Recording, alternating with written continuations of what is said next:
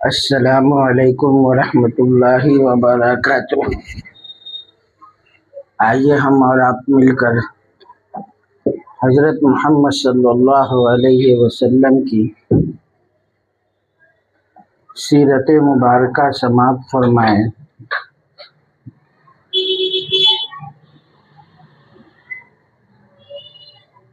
بسم اللہ الرحمن الرحیم۔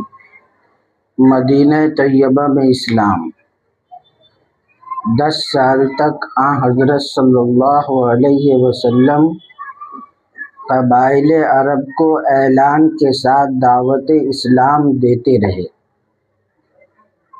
اور عرب کا کوئی مجمع نہیں چھوڑا جس میں جا کر آپ صلی اللہ علیہ وسلم نے ان کو تبلیغ حق نہ کی ہو۔ موسم حج میں بازار، عکاظ اور دل مزار وغیرہ میں گھر گھر جا کر لوگوں کو حق کی طرف بلاتے رہے،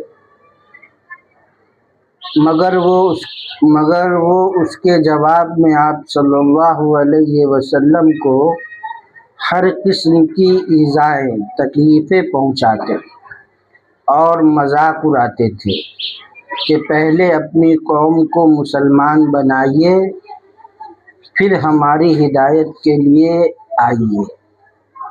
اسی پر ایک مدت گزر گئی۔ کیا ہوا؟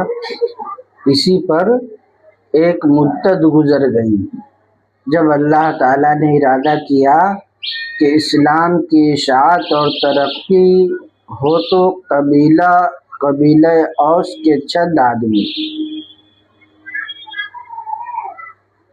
جب اللہ تعالیٰ نے ارادہ کیا کہ اسلام کی اشاعت اور ترقی ہو تو قبیلہ اوس کے چند آدمی مدینہ سے آپ صلی اللہ علیہ وسلم کی خدمت میں بھیج دیے، جن میں سے اس سال وہ شخص اسد بن زرارہ اور ذکوان بن عبد قیس مشرف با اسلام ہوئے، اور پھر آئندہ سال ان میں سے کچھ اور آئے جن میں سے 6 یا 8 آدمی مسلمان ہوئے۔ نبی کریم صلی اللہ علیہ وسلم نے ان سے ارشاد فرمایا کہ تم پیغام خداوندی کی تبلیغ میں میری مدد کرو گے۔ انہوں نے عرض کیا، یا رسول اللہ،